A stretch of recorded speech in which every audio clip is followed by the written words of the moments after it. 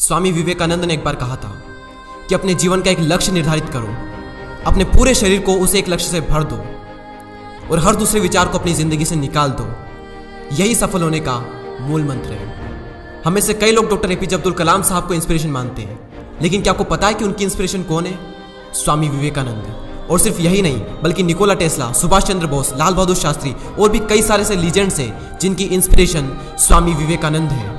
आज हम स्वामी जी के जीवन की 3 कहानियां डिस्कस करेंगे और जीवन की बहुत बड़ी सीख है इन तीनों कहानियों में।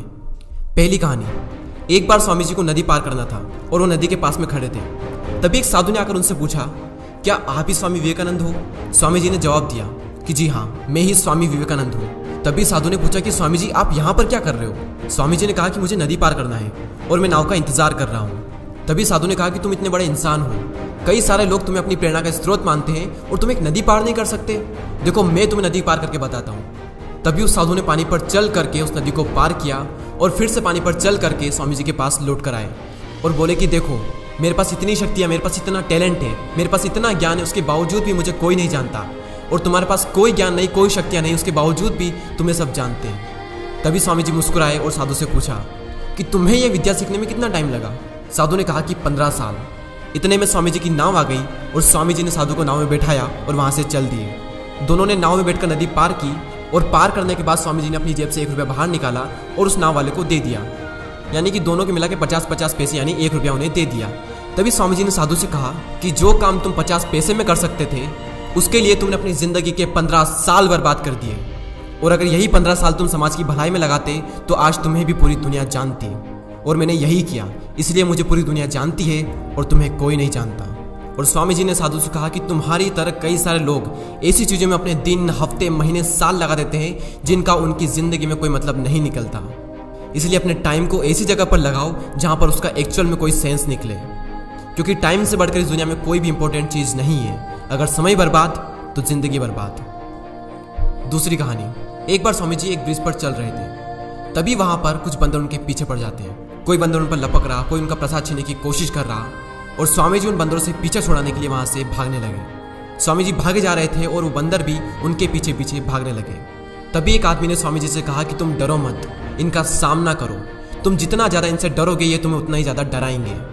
तभी स्वामी जी पीछे मुड़ते हैं और आंखें निकाल कर उन बंदरों पर जोर से चीखते हैं और तभी सारे बंदर वहाँ से दुम दबाकर भाग जाते हैं। और उन्हीं बंदरों की तरह होते हैं हमारे नेगेटिव थॉट्स, जिनसे हम डरते हैं। और जितना ज़्यादा हम इनसे डरेंगे ये हमें उतना ही ज़्यादा डराएंगे। इसलिए नेगेटिव थॉट्स और डर से डरो मत, बल्कि उनका सामना करो। इनसे तुम जितना ज़्यादा डरोगे ये तुम्हें उतना ही ज़्यादा डराएंगे। और अगर तुम इनका सामना करते हो तो नेगेटिव थॉट्स और डर भी एक दिन तुमसे डर जाएगा। तीसरी कहानी को सुनाने से पहले मैं आपको कुक्कू एफएम के बारे में बताना चाहूँगा। अब कई सारे लोग वीडियो के इस पार्ट को स्किप कर देंगे और एक लाइफ चेंजिंग अपॉर्चुनिटी को भी स्किप कर देंगे। अगर आप स्वामी जी के बारे में और ज़्यादा जानना चाहते हैं या फिर उनकी बायोग्राफी को सुनना चाहते हैं तो कुक्कू एफएम पर उनकी बायोग्राफी डली हुई है, आप जाकर सुन सकते हैं। कुक्कू एफएम एक बहुत ही कमाल का प्लेटफॉर्म है जहाँ पर आपको कई सारी लाइफ चेंजिंग बुक समरीज और बायोग्राफीज मिलेगी, वो भी ऑडियो फॉर्म में। वैसे तो इसकी कॉस्ट 399 रुपीज़ पर ईयर है, लेकिन अगर आप DD20 कूपन कोड यूज़ करते हो तो आपको मिलेगा 20% का डिस्काउंट और फिर टोटल कॉस्ट होती है 319 रुपये और ये less than 1 rupees per day से भी कम है। तो लिंक डिस्क्रिप्शन में है, आप जाकर एक बार चेकआउट जरूर करें। तीसरी कहानी, एक बार स्वामी जी उनके गुरु श्री रामकृष्ण परमहंस के साथ कहीं जा रहे थे। तभी रास्ते में उन्हें एक आदमी मिला जो पत्थर पर कुछ बना रहा था। तभी रामकृष्ण परमहंस जी ने पूछा कि तुम इस पर क्या बना रहे हो? तभी उस व्यक्ति ने जवाब दिया कि मैं एक राजा की मूर्ति बना रहा हूँ। रामकृष्ण जी ने पूछा कि क्या उस राजा की तुम्हारे पास में कोई तस्वीर है? तभी उस मूर्तिकार ने कहा कि नहीं, मेरे पास उनकी कोई तस्वीर नहीं है। तभी रामकृष्ण जी बोले कि अगर तुम्हारे पास उनकी कोई तस्वीर नहीं है तो फिर तुम उनकी मूर्ति कैसे बना सकते हो?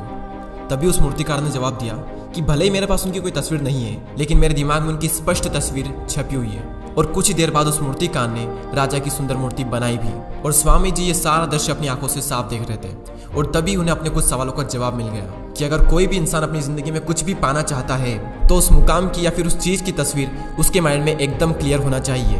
तो दोस्तों, उम्मीद करता हूँ कि आपको ये तीनों कहानियाँ पसंद आई होगी। इसी तरह के और भी वीडियोस को देखने के लिए सब्सक्राइब करके बेल आइकन को प्रेस करें। मैं मिलता हूँ आपसे अगली वीडियो में। जय हिंद, जय भारत।